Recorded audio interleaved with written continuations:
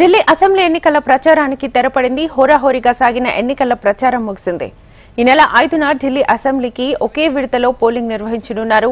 ఇప్పటికే ఈసీ అన్ని రకాల ఏర్పాట్లను సైతం పూర్తి చేసింది. అధికార ఆప్ బీజేపీ కాంగ్రెస్ మధ్య పోటాపోటీ సవాళ్లతో ఢిల్లీ ఎన్నికల ప్రచారం ఆద్యంతం రసవత్తరంగా మారింది. ఆప్ బీజేపీ ఒక్కటేనని రాహుల్ గాంధీ విమర్శించగా బీజేపీ కాంగ్రెస్ కుమ్మక్కయ్యాయని ఆప్ చీఫ్ కేజ్రీవాల్ ఆరోపించారు. డబుల్ ఇంజన్ సర్కార్తోనే అభివృద్ధి సాధ్యమని బీజేపీ ఎన్నికల ప్రచారం చేసింది. హోరాహోరీ ప్రచారానికి కాసేపటి క్రితమే తెరపడగా ప్రలోభాల పర్వం మొదలైంది. ఇదే అంశానికి సంబంధించి ఫుల్ డీటెయిల్స్ మా ప్రతినిధి రామకృష్ణను అడిగి తెలుసుకుందాం. రామకృష్ణ, ఇక ఎన్నికల ప్రచారం అయితే ప్రస్తుతానికి ముగిసింది. మరి చూసుకున్నట్టుగైతే అన్ని పార్టీలు కూడా, ఇటు బీజేపీ మరోవైపు ఆమ్ ఆద్మీ పార్టీ రెండు కూడా ఒక్కొక్క పోటీగా పోటీ చేయబోతున్నాయి. అలాగే దాదాపుగా ఇక 70 అసెంబ్లీ నియోజకవర్గాలు ఉన్నాయి ఢిల్లీలో. మరి 70లో 36 సీట్లు ఎవరైతే గెలుస్తారో వాళ్ళే ఢిల్లీ పీఠాన్ని కైవసం చేసుకోగలుగుతారు.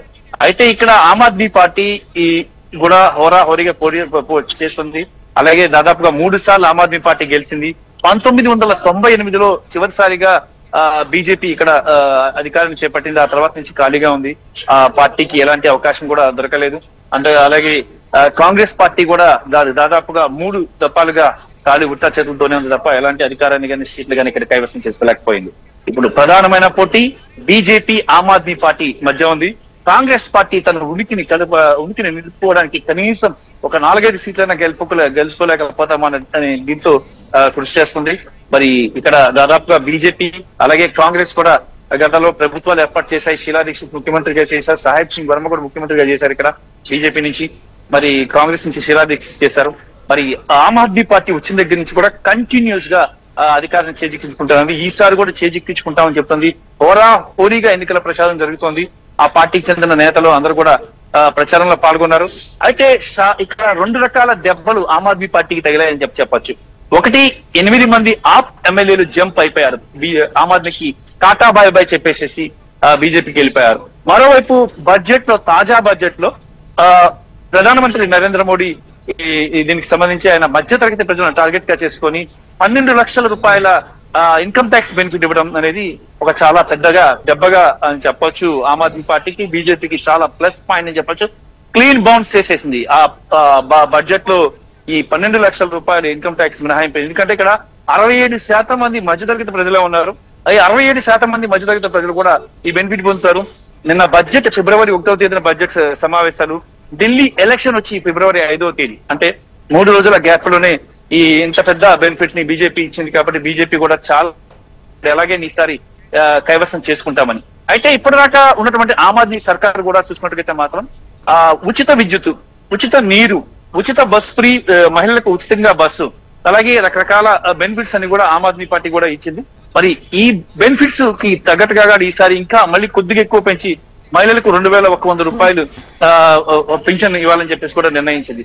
అయితే ఆమ్ ఆద్మీ పార్టీ ఏవైతే పెట్టిందో వాటికి డబుల్ గా బీజేపీ కూడా ఇక్కడ ఢిల్లీలో వరాల జల్లు కురిపించేసింది.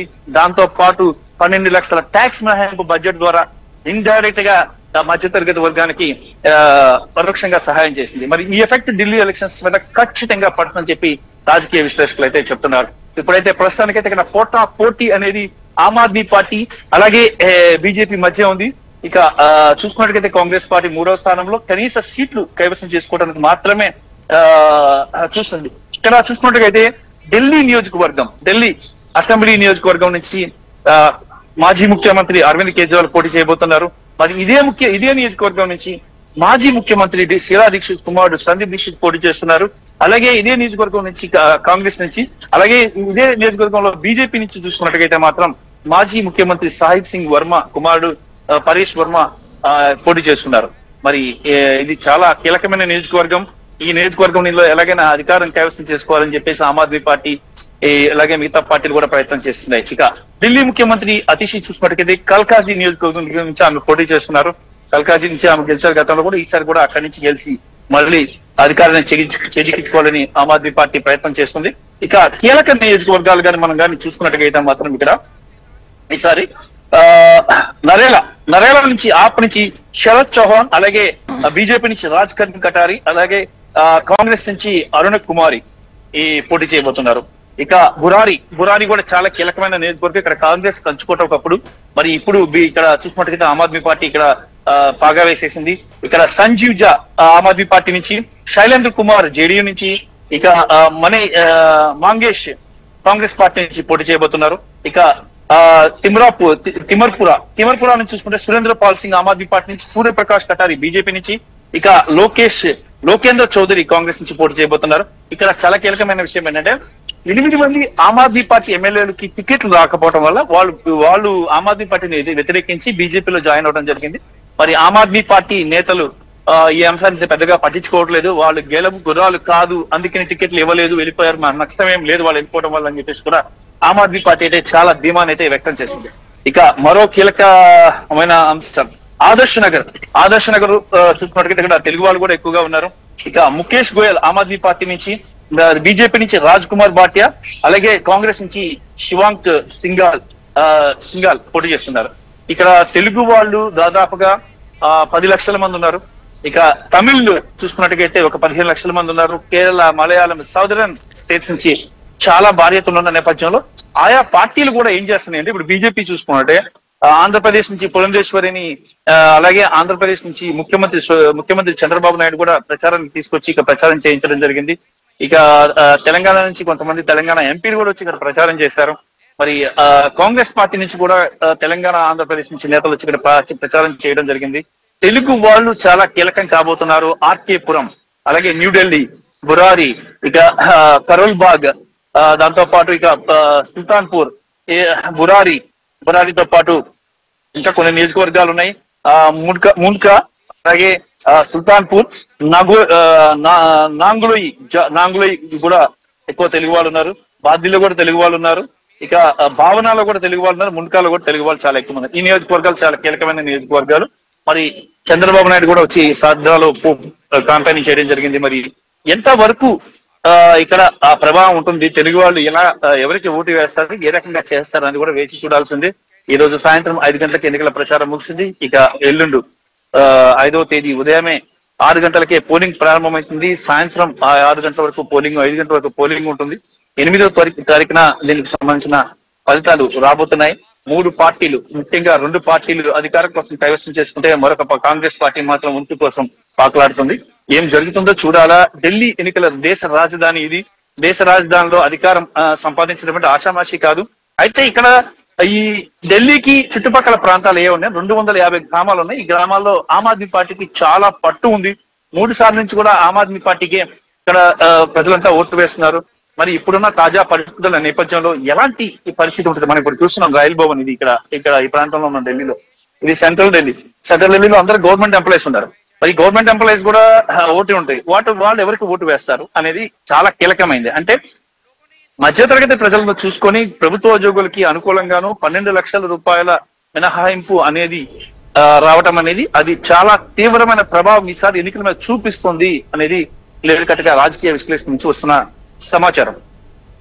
రామకృష్ణ, అయితే ఫిబ్రవరి 5న ఎగ్జిట్ పోల్స్ పై కూడా నిషేధం విధించారు. 5న పోలింగ్ ముగింపు సమయానికి 48 గంటల సమయంలో ఎన్నికలకు సంబంధించిన ఎలాంటి వార్తలను కానీ, ఒపీనియన్స్ కానీ, ఇతర పోల్ సర్వే వివరాలను కానీ ఎక్కడ కూడా ప్రచురించడానికి కానీ, ప్రదర్శించడానికి కానీ వీలు లేకుండా ఈసీ తన నోటిఫికేషన్లు కూడా స్పష్టం చేసింది. దీనికి సంబంధించి అప్డేట్స్ ఎలా ఉన్నాయి? ఇక చూసుకున్నట్టుగా అయితే మాత్రం ఇక్కడ గతంలో మామూలుగా చూసుకుంటే 5 గంటలకు పోల్ జరిగితే 6 గంటల తర్వాత ఎగ్జిట్ పోల్స్ వేయొచ్చు. ఎగ్జిట్ పోల్స్ ద్వారా ఎవరు వస్తున్నారు అనేది ఎగ్జిట్ పోల్స్ రావటం ఆనవాయితీగా జరుగుతుంది. మరి ఇది దేశ రాజధాని ఢిల్లీ. ఇప్పుడున్న పరిస్థితులు వీటన్నిటి నేపథ్యంలో ఈసారి కేంద్ర ఎన్నికల కమిషన్ ఎటువంటి ఎగ్జిట్ పోల్స్ కూడా వేయొద్దని చెప్పి క్లియర్ కట్ గా చెప్పేసింది. మరి ఎగ్జిట్ పోల్స్ వేయడం వల్ల కొంత ప్రభావం అది చెడు జరిగే అవకాశాలు ఎక్కువ ఉన్నాయని చెప్పేసి కేంద్ర ఎన్నికల కమిషన్ భావిస్తుంది. అందులో భాగంగానే ఈసారి ఎగ్జిట్ పోల్స్ పై నిషేధం అయితే విధించారు. మరి కాబట్టి ఎగ్జిట్ పోల్స్ కూడా ఎవరు వేయడానికి లేదు. మరి సో ఎన్నికల ఫలితాలు వచ్చే వరకు కూడా వెయిట్ చేయాల్సింది. ఎన్నికల ఫలితాలు చూడటమే. 8వ తేదీన ఉదయమే 8 గంటలకు కౌంటింగ్ ప్రారంభమవుతుంది. కౌంటింగ్ ప్రారంభమైన మధ్యాహ్నం కల్లా రిజల్ట్ వచ్చేసే అవకాశం ఉంది. ఢిల్లీ పీఠాన్ని ఎవరు కైవసం చేసుకుంటారు అనేది తేలిపోనుంది. Right Ramakrishna, thank you.